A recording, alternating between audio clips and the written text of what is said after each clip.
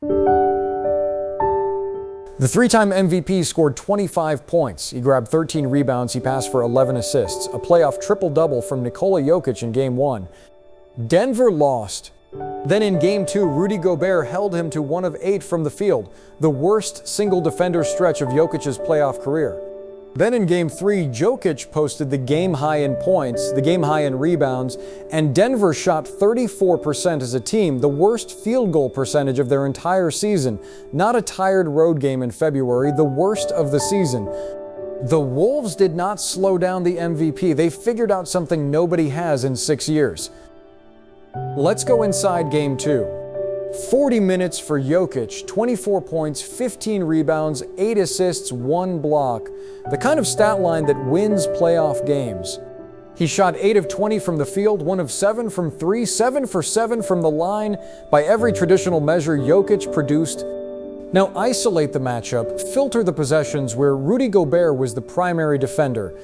Jokic, 1 of 8. That is not a cold night. That is the worst single defender stretch of Jokic's playoff career. 6 years, 3 MVP trophies. He has never been worse against one specific body. Why? Gobert plays a deep drop below the free throw line on every Jokic post-up. That coverage choice does 2 things. It eliminates the rim attempt, and it eliminates the dump-off to Aaron Gordon at the dunker spot. What's left for Jokic? The contested mid-range elbow, off the dribble, against length. That is the one shot in Jokic's offensive menu where he is a league average scorer, not an elite one. His rim numbers are top of table. His short-range hooks are top of table. His assists out of post-up are top of table. But the contested elbow off the bounce, 12 to 15 feet, with 7 feet of length closing late, that is the shot Jokic does not take by choice. That is the shot Gobert is leaving open on purpose. When the only available shot is the one shot a creator does not want to take, you have not just contained him, you have reorganized his offensive identity. 1 of 8 is not a cold night. 1 of 8 is a defensive scheme working exactly as designed. Game 3, April 23rd, Target Center, Minneapolis. Jokic posts 27 points and 15 rebounds. Both numbers are game highs in Denver's 17-point loss. Now look at the rest of the roster. Jamal Murray, 16 points on a brutal shooting night. Combined, Jokic and Murray go 12 of 43 from the field. 27.9% for the 2 highest usage players in the rotation. The team total, 28 made field goals, 82 attempts, 34.1%. That is not the worst number from this series. That is the worst field goal percentage Denver has shot in a single game across their entire 2025-26 season. Not a tired road game in February. Not the back end of a back-to-back. The worst single game shooting performance of the entire season in a playoff game. At home, in a series Denver was favored to win. Decouple Jokic's box score from the team's box score, and the picture is exact. The MVP did his job. The roster built around him could not convert the looks he created. This is a system fingerprint. The Wolves switch every off-ball action. McDaniels and Edwards switch onto Murray. Naz Reid switches onto Gordon. The rotational arc collapses to its shortest possible shape. Every defender on the floor is the same height, the same length, and the closeout window is gone before Jokic's pass arrives. Denver's shooters did not catch and miss because they were cold. They caught and missed because there was a body on them by the time they squared up. There was no closeout to attack. There was no shot fake to use.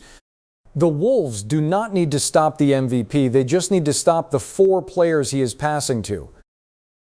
Pull all 3 games together. Across 40 minutes per game, 3 games, against the Minnesota defense, Nikola Jokic is averaging 25.3 points, 14.3 rebounds, 7.3 assists. His field goal percentage, 40.0. Now compare Jokic's regular season field goal percentage in 25-26, 56.9%, the most efficient high-volume scorer in the entire league. Subtract 16.9 percentage points of efficiency gone across 3 playoff games. That is not playoff defensive intensity. That is not regression to the mean. That is one defensive scheme dragging the most efficient scorer in basketball below the league average mark for centers. League average for a center, 25 to 26, sits around 52%. Jokic against Minnesota, 40. The MVP is shooting below average for his position. How? The Wolves have 3 structural answers in 3 locations. Answer 1, the rim. Gobert drops on every post-up. Jokic cannot get downhill. Answer 2, the kick-out. McDaniels and Edwards face guard the wings. Jokic's traditional dribble handoff weak side reads, find a body, not a step. Answer 3, the mid-range. It is the only shot left. And it is the one shot in Jokic's menu where he does not lead the league. 3 answers, 3 locations, 1 MVP. There is no 4th option. Denver's offensive playbook has practiced more than 5 times all season. They did not need that 4th option. They have not had one in 6 years. They built every offensive set around the MVP, creating from the elbow because the MVP was unstoppable from the elbow. Now they are asking him to be unstoppable from a shot he does not want to take. 16.9 percentage points of efficiency. That is what a structural answer looks like on a stat sheet. So here is the question the data is forcing. Is this a small sample, or is this the answer the league has been searching for since Jokic's first MVP in 2021? The honest steelman, and we have to take it seriously, sounds like this. Jokic always heats up later in series. He went 7 for 7 from the line in Game 2. He is still averaging 25 and 14. The offense will follow. Game 4 is one bounce-back game from a tied series and a totally different conversation. 3 games is a small sample. The MVP does not get redefined by one defensive scheme. That is the book Mike Malone will sell to the Denver locker room before Game 4. On its own terms, it is a reasonable book. The problem is that the book assumes the offense has more pages. Denver's offensive system, as built, has roughly 5 sets that do not involve Jokic creating directly. 5. That is not a statement against the team. That is a statement of efficiency. For 6 years, the right answer was always to put the ball in Jokic's hands and let the league's smartest passer find an open shooter. Why would you build a 4th, 5th, 6th pillar when the first pillar is the highest percentage offense the league has ever seen? You would not. And so when one defensive scheme closes the door on that first pillar, there is no second pillar Denver has practiced enough to lean on in a 7-game series. There is no time to invent a new offense in the playoffs. There is no rookie head coach card to play. The book Malone is selling tonight is the same book that produced 34% shooting on Wednesday. So here is the verdict. The Wolves switch scheme is not a coverage. It is a structural answer. There are 3 zones Jokic can score from. The rim, closed by Gobert drop coverage. The kickout, closed by Minnesota switching every off-ball action. The mid-range, the one zone that is open and the one zone where Jokic is a league average scorer at best.